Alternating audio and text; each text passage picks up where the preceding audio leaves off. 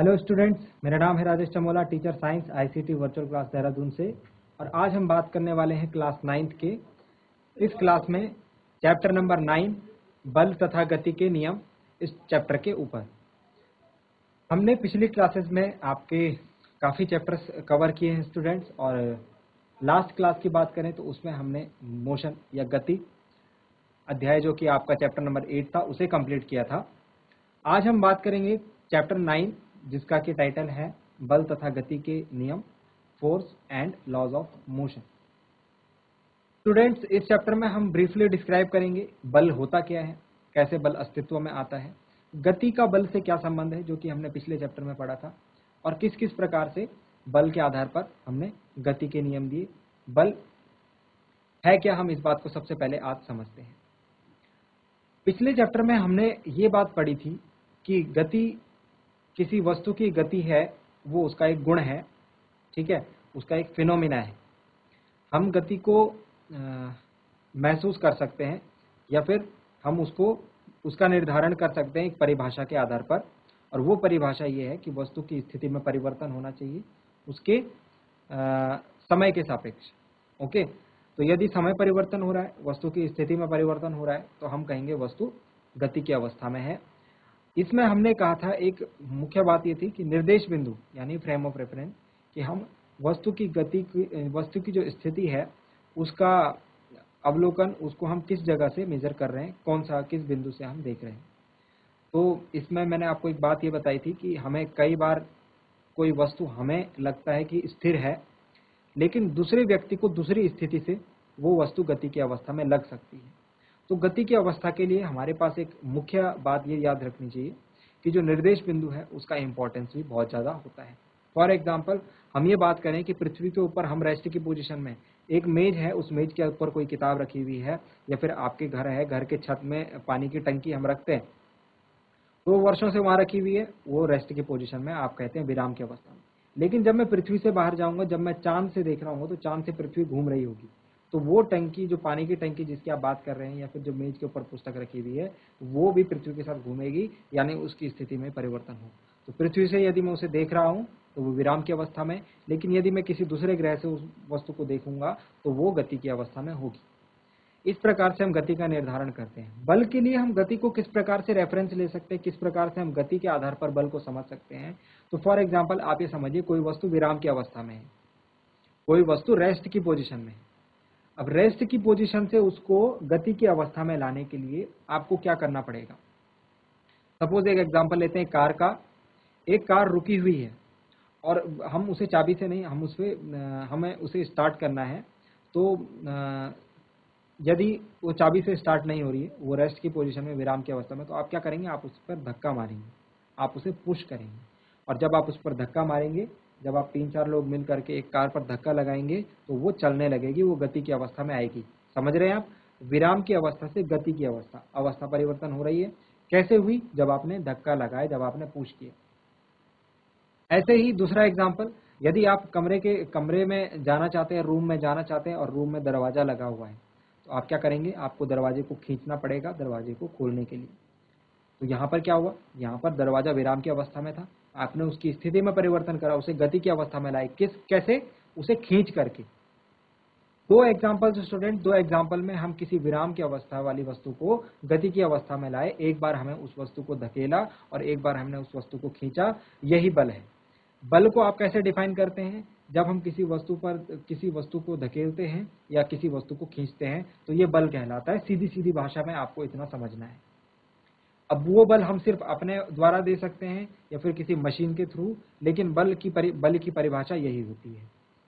इसमें हम एग्जांपल्स को समझ सकते हैं, जैसे कि हमने अभी एक एग्जांपल दिया, जैसे हमें कोई ढलान पर कोई वस्तु लुढ़कानी होती है ना, या फिर हम जब स्कीइंग करने जाते हैं, हम जो बर्फ वाली जगह होती है वहाँ पर स्कीइंग होती है, जिसमें एक लंबे से स्की होती है और उस पर फिसलते हैं। तो हमको फिसलने के लिए भी हमको क्या करना पड़ता है, स्टार्ट होकर के वस्तु हमको पीछे की तरफ धक्का देना, हमको मतलब पीछे की तरफ अपनी जो हमारे हाथ में लकड़ियां होती हैं उनको पीछे की तरफ धकेल करके अपने को आगे को पुश करना होता है, तब जाकर के हम वहाँ से गति की अवस्था में आते हैं। और भी बहुत सारे एग्जाम्पल्स हैं स्टूडेंट्स। तो जब भी आप देखेंगे कोई वस्तु विराम की अवस्था से गति की अवस्था में आ रही है तो वहां पर ये धक्का देने वाली बात या खींचने वाली बात लागू हो रही है, और यही बल है। तो बल क्या है? बल भी एक गुण है। ठीक है, बल के बारे में हम कुछ छोटी छोटी बातें अभी सीख लेते हैं कि जैसे नंबर 1 कि बल की अवधारणा क्या है, कि जो हम अभी पढ़ रहे थे बल तथा गति के नियम में। पहले हम आज बल को डिस्कस करेंगे। यदि आज की क्लास में बल कंप्लीटली डिस्कस हो जाता है तो फिर हम गति के नियम पर आएंगे, अन्यथा हम इसको अगली क्लास में समझेंगे। बट धीरे धीरे समझेंगे, आपको इंटरेस्ट लेकर के सीखना है। जो जो बातें बताई जा रही हैं आपको उनको अप्लाई करना है, उनको समझना है, अच्छे तरीके से समझना है। क्योंकि बल तथा गति, मैंने आपको पिछली क्लास में बताया था, गति का जो चैप्टर है ये भले ही शुरुआत 9th में हो रहा है, लेकिन पिछली क्लासेस में हो रहा होगा, लेकिन ये एंड यहाँ पर नहीं होगा, ये आपके बहुत आगे तक काम आने वाला है। आगे की क्लासेस में इसका एडवांसमेंट होगा। तो हम चीज़ों को बहुत आराम से और बहुत अच्छे तरीके से समझेंगे ताकि आगे की क्लासेस में आपको इसमें कोई कंफ्यूजन ना रहे। तो गति के नियम, गति हमने पिछले चैप्टर में पढ़ा, यहाँ पर देखिए गति के नियम आगे, तो वो चीज़ें यहाँ पर भी लागू होंगी, बिल्कुल लागू होंगी। अगर आपने पिछले चैप्टर में अच्छे तरीके से समझा है तो यहाँ पर आपको आसानी जरूर होगी। फिलहाल हम बल को समझ रहे हैं। बल में हम देखेंगे स्टूडेंट्स कि बल को कैसे हमने अभी डिफाइन किया कि वस्तु है वो विराम की अवस्था में है और विराम से गति की अवस्था। ठीक है, विराम से गति की अवस्था में कोई वस्तु आई, उसके लिए हमको क्या करना पड़ा? या तो उसको पुश करना पड़ा, या तो उसे धकेलना पड़ा, और या तो उसे खींचना पड़ा। तो ये धकेलना या खींचना, धकेलना या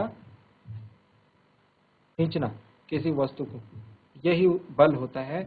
यही बल की एक अवधारणा, जो कॉन्सेप्ट है वो यही है। ठीक है, सपोज आप बात करते हैं, हम गाड़ी के अंदर बैठे हैं, गाड़ी के अंदर हमने गाड़ी स्टार्ट करी और हम तो उस पर बल नहीं लगा रहे, हमारे हाथ में स्टीयरिंग है और पैरों के नीचे हमारे एक्सेलरेटर है, क्लच है और ब्रेक है। तो हम तो सिर्फ पैर से जो ब्रेक है उनको प्रेस कर रहे हैं, या जो एक्सेलरेटर है उसको प्रेस कर रहे हैं, लेकिन वहां पर मैकेनिक फोर्स लग रहा है। जो क्लच आप दबा रहे हैं, जो एक्सेलरेटर आप दबा रहे हैं, उससे गाड़ी पर फोर्स कौन लगा रहा है? इंजन। वहां इंजन धकेलने का काम कर रहा है गाड़ी को। ठीक है, तो गाड़ी तभी चल रही है। ये बल की अवधारणा हो गई। इसके बाद आप लिख सकते हैं, वस्तु को खींचना या धकेलना बल कहलाता है। ठीक है, इसके बाद हम देखते हैं कि बल के कारण और क्या क्या हो सकता है। बल के कारण हम कौन कौन से काम कर सकते हैं। जैसे सपोज एक स्प्रिंग ले लीजिए। एक स्प्रिंग होती है छोटी सी, है ना, आपके पेन के अंदर जो दबाने वाले पेन होते हैं उनके अंदर भी स्प्रिंग होती है। तो आप स्प्रिंग निकालेंगे, आप उसको खींचेंगे, या तो एक रबड़ बैंड ले लीजिए, रबड़ बैंड। ठीक है, तो जब आप उसको खींचेंगे तो आप उसको काफी लंबाई तक खींच पाएंगे, है ना। तो यहाँ पर क्या हुआ? खींचना। खींचना मतलब बल। ठीक है, मतलब आपने यहाँ पर क्या लगाया? रबड़ पर बल लगाया। तो जब रबड़ पर बल लगा तो क्या हुआ? उसके आकार में परिवर्तन। जब आपने उसको छोड़ दिया तो वापस से क्या हो जाएगा? इतना सा हो जाएगा। मतलब रबड़ के जो बल के कारण हम क्या कर सकते हैं? किसी वस्तु के आकार में परिवर्तन। हमें क्या क्या लगा? बल के प्रभाव हम अभी पढ़ रहे हैं कि बल के क्या क्या प्रभाव हो सकते हैं। बल के एक प्रभाव में हमने ये देखा, नंबर 1, आकार में परिवर्तन।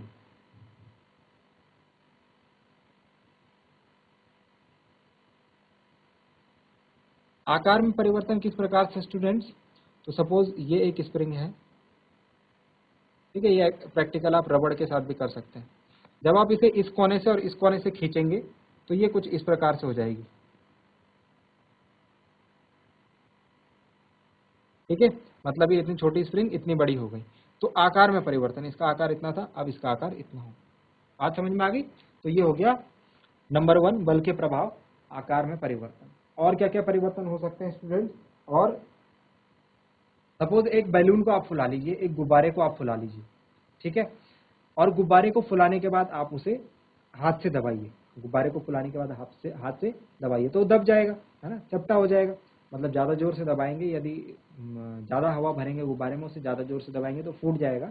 लेकिन हम ये मान रहे हैं कि गुब्बारा फूट नहीं रहा है और आप उसमें हवा भर के उसे प्रेस करेंगे तो वो दब जाएगा। तो स्टार्टिंग में सपोज गुब्बारे की जो आकृति होगी, सपोज वो कुछ इस प्रकार की होगी। ठीक है, ऐसे तो होता है गुब्बारा जब फुलाते हैं और इधर से आप उसे बांध लेंगे। ठीक है, तो जब आप इसे प्रेस करेंगे इस तरफ से तो ये कुछ इस प्रकार का हो जाएगा।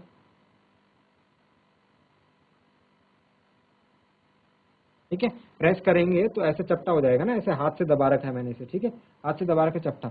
तो क्या हो रहा है, इसके अंदर गैस उतनी ही है, गुब्बारा वही है, लेकिन क्या हो रहा है, हमने इस पर बल लगाया, क्या करा, धकेला है ना, यहाँ पर हमने इसको पुश करा, ओके, धकेलने का काम करा, तो ये क्या हुआ, इसकी आकृति में परिवर्तन हो गया। किस कारण से हुआ, जो हमने धकेला, और धकेलने का मतलब हमने इस पर बल लगाया, तो बल के कारण हमने देखा आकार में परिवर्तन होता है। दूसरी चीज हमने क्या देखा अभी अभी, आकृति में परिवर्तन भी होता है। नंबर 2,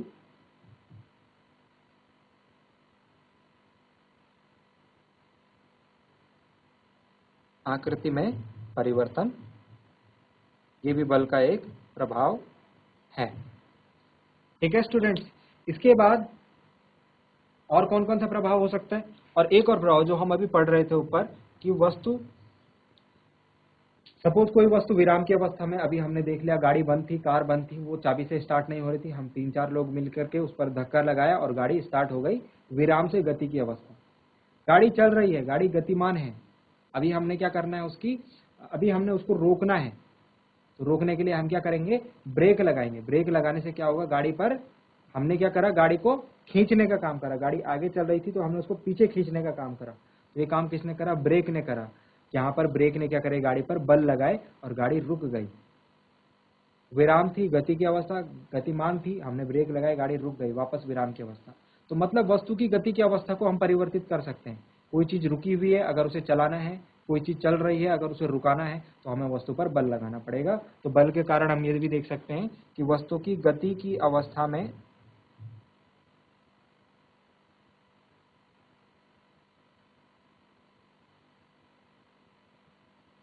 परिवर्तन। ओके स्टूडेंट्स, और भी बहुत सारे प्रभाव हैं, लेकिन हम ज्यादा डिस्कस नहीं करेंगे। कुछ कुछ आपके दिमाग में यदि बात बैठ जाए तो हम सिर्फ उन्हीं को डिस्कस करेंगे, ताकि आप समझ पाएं कि बल कहाँ कहाँ आपने अपनी डेली लाइफ में महसूस करते हैं और देखते हैं। ठीक है, एक और एग्जांपल, जैसे आजकल क्रिकेट का माहौल चल रहा है, आप लोग क्रिकेट देखते हैं, तो होता क्या है, फास्ट बॉलर जो है बहुत दूर से दौड़ते हुए आता है, अपना रनअप लेते हुए आता है और बॉल को किसी स्पीड से फेंकता है। तो उसने बॉल को धक्का दिया, अपने हाथ से पुश किया, दैट मीन्स उसने बॉल पर फोर्स लगाया। बॉल पर फोर्स लगाने के बाद बॉल एक स्पीड से बैट्समैन तक गई। तो बॉल की डायरेक्शन ये थी, ये बैट्समैन है सपोज, बॉल की डायरेक्शन ये है। अभी बैट्समैन को क्या करना है, शॉट मारना है इस दिशा में, ठीक है, लेग साइड में या ऑन साइड में उसको क्या करना है, शॉट मारना है। अब वो क्या करेगा, बॉल की डायरेक्शन ये है, वो अपने बैट का मुंह कुछ इस प्रकार से कर लेगा, बॉल ऐसे बैट पर टकराएगी और इस प्रकार से इधर चल जाएगी।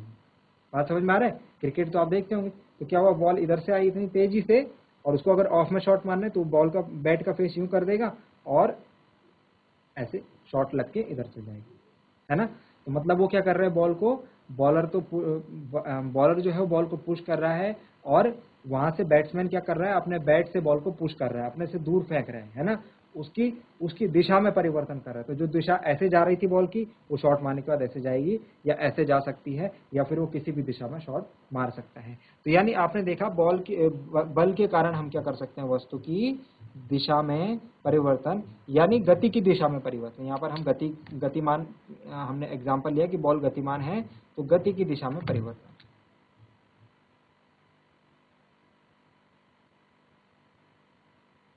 वस्तु की गति की दिशा में परिवर्तन।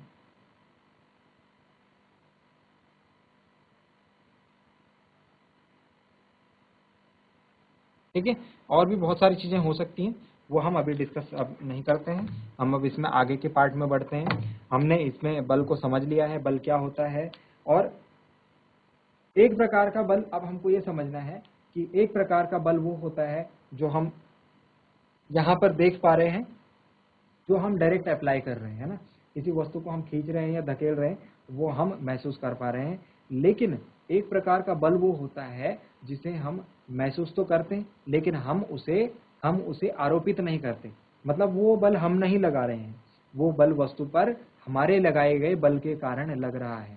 तो वो बल को आपने महसूस कहाँ करा होगा, इसको हम एग्जाम्पल के थ्रू समझते हैं। जैसे फॉर एग्जाम्पल, सपोज कोई वस्तु है, उस वस्तु को आप, सपोज अभी हम एक हल्की वस्तु ले रहे हैं, ठीक है, और उस वस्तु को आपने धागे से बांध दिया है दो तरफ से, ठीक है, कुछ इस प्रकार से। अभी यहाँ पे डायग्राम बनाता हूँ, ये आपने नोट डाउन कर लिया होगा, इसको मिटा करके यहाँ पर बनाते हैं डायग्राम। अच्छे तरीके से इसको समझेंगे कि सपोज कोई वस्तु है, उस वस्तु को आपने दो साइड से बांध दिया है और धागे की सहायता से बांध दिया है। अब एक साइड से एक व्यक्ति उस धागे को खींच रहा है और एक साइड से एक व्यक्ति उस धागे को खींच रहा है। ठीक है, इधर से ये x हो गया, इधर से y व्यक्ति हो गया, ये धागा बांध दिया है और इस वस्तु को खींच रहे हैं। ठीक है, खींचना मतलब बल लगाना। तो एक इधर की तरफ बल लगा रहा है, एक इधर की तरफ बल लगा रहा है। ठीक है, मैं एरो बना देता हूँ, ये इधर की तरफ खींच रहा है और ये इधर की तरफ खींच रहा है। ठीक है, अब मानते हैं कि ये दोनों व्यक्ति जो है ये बराबर इनका शरीर है। ठीक है, इनका शरीर जो है बराबर है। रस्सा कश्ती का आप खेल देखते हैं ना, वहां पर वो एग्जांपल हम ले रहे हैं। दोनों का शरीर बराबर है और दोनों का जो वजन है वो बराबर है, दोनों में शक्ति जो है वो बराबर है। तो ये दोनों बराबर है तो इसको दोनों बराबर वजन से, दोनों बराबर बल से खींचेंगे।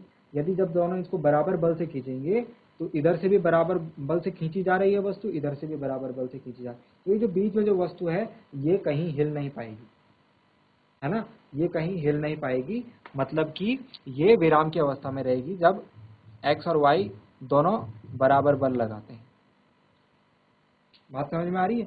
अभी इस एग्जांपल को आगे भी डिस्कस करेंगे, अभी सिर्फ इतना समझिए। इसके बाद एक और एग्जांपल हम लेते हैं कि एक दोबारा से वस्तु आई और इस पर x ने भी और y ने भी दोनों मिल गए एक तरफ और दोनों इस तरफ से इसको धकेल रहे हैं, दोनों इस तरफ से इसको धकेल रहे हैं। तो वस्तु इस दिशा में गति करने लग जाएगी, है ना। मैं अगर किसी चीज को इधर से पुश करूंगा तो वो आगे की तरफ जाएगी, है ना। लेकिन अब की बार मैं बोल रहा हूं कि जो दोनों व्यक्ति हैं ये अपने से भारी किसी बक्से को या फिर अपने से भारी किसी वस्तु को पुश कर रहे हैं। ये जो वस्तु है ये भारी है, ये बड़ा बक्सा है सपोज,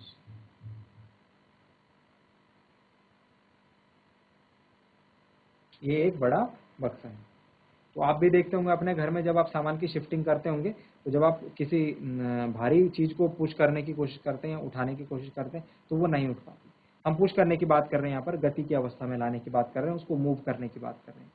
तो जब आप पुश करते हैं नहीं कर पाते हैं तो फिर आप दो लोग मिल जाते हैं, फिर दो लोग मिल गए, फिर पुश करा नहीं हो पाए तो आप तीन लोग मिल जाते हैं। तो इस प्रकार से जब तीन चार लोग मिल करके उस चीज पर पुश करते हैं तब जाकर के वो वस्तु हिलती है। अब यहाँ पर आप एक बात को समझिए, क्यों वो वस्तु दो लोगों द्वारा धकेलने पर नहीं हिली और क्यों वो वस्तु चार लोगों द्वारा धकेलने पर हिल पाई।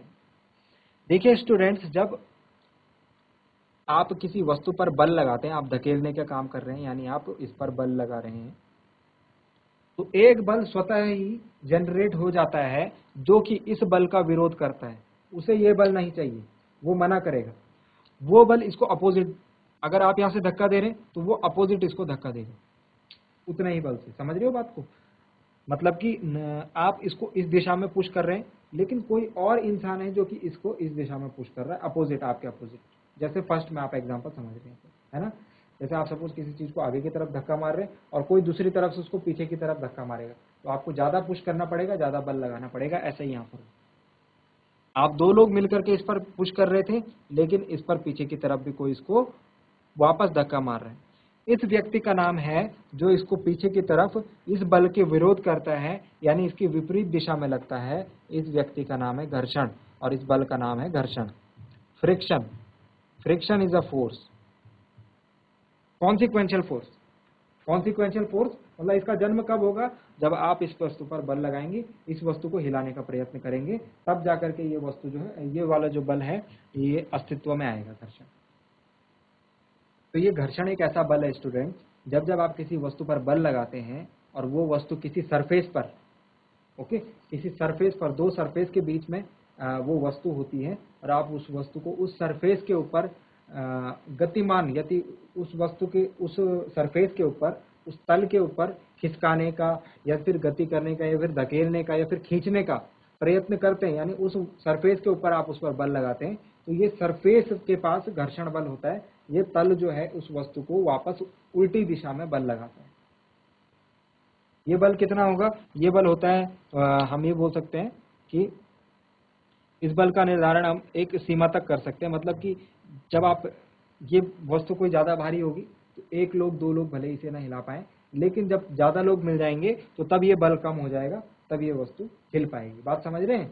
तो ये घर्षण बल एक ऐसा बल है स्टूडेंट जो कि कॉन्सिक्वेंशियल फोर्स है। ये तब अस्तित्व में आता है जब हम किसी वस्तु पर बल लगाते हैं, या फिर आप सीधे सीधे ये समझिए, जब भी कोई वस्तु किसी सरफेस पर, किसी तल पर चल रही होगी, या फिर गतिमान होगी, या फिर विराम की अवस्था में होगी, तो उस पर बल लगा करके उसको या तो हम रोकने का प्रयत्न करें या फिर उसको गतिमान करने का प्रयत्न करें, तो हम बाहर से बल लगाएंगे, लेकिन जो बल हम बाहर से आरोपित करेंगे उस बल का विरोध करने के लिए घर्षण वहां पर सदैव उपस्थित होगा।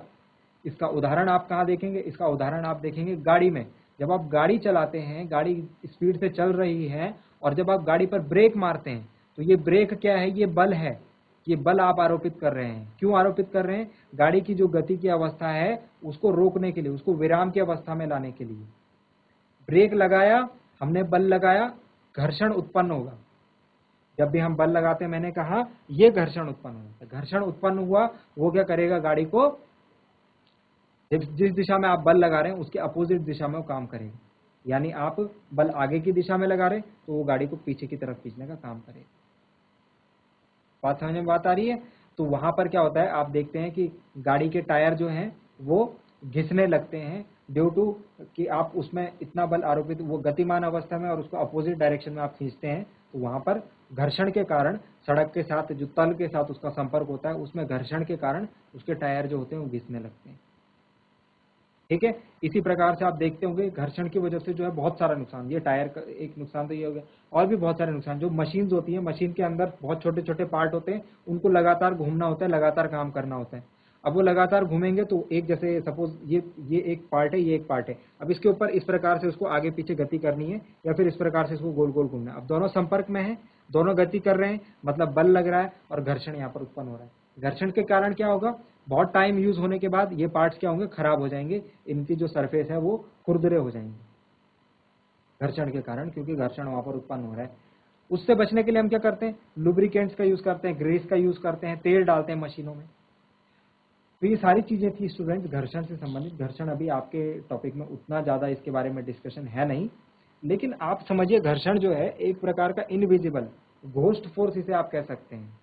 ठीक है, तो ये आपको दिखेगा नहीं, लेकिन जब जब आप वस्तु की गति की अवस्था में परिवर्तन करने की कोशिश करेंगे, आप एक बात ध्यान रखिए, आपको वहां पर थोड़ा मेहनत करनी पड़ेगी, क्योंकि वहां पर घर्षण उपस्थित होगा। आपको इस घर्षण को हराना पड़ेगा, तब जाके वस्तु की गति की अवस्था आ पाएगी। तो ये सारी चीजें हमने आज के लेक्चर में डिस्कस करी। अगली क्लास में हम डिस्कस करेंगे गति के नियम कि किस प्रकार से गति के नियम हम डेरिवेट करते हैं, उनको समझेंगे। क्या क्या गति के नियम होते हैं, किसने ये गति के नियम दिए थे, क्यों दिए थे, किस प्रकार से दिए थे, क्या इनके डेली लाइफ में उदाहरण हैं, हम दैनिक जीवन में गति के नियम को कहाँ लगाएं। जब तक आप फिजिक्स में कोई चीज़ पढ़ते हैं उसको आप दैनिक जीवन में उपयोग नहीं कर पाते हैं, तो मतलब आप समझ नहीं पाए। दैनिक यहाँ पर जो भी, जैसे हमने बल की चीज़ें पढ़ी आज, तो सारे एग्जाम्पल हमने अपने आसपास होने वाले लिए। तो ऐसे ही जब आप कोई भी चीज़ पढ़ते हैं तो उसको अपने दैनिक जीवन के साथ जरूर कनेक्ट कीजिए स्टूडेंट्स, आपको पढ़ने में मजा आएगा। आज की क्लास में हम इतना ही करते हैं।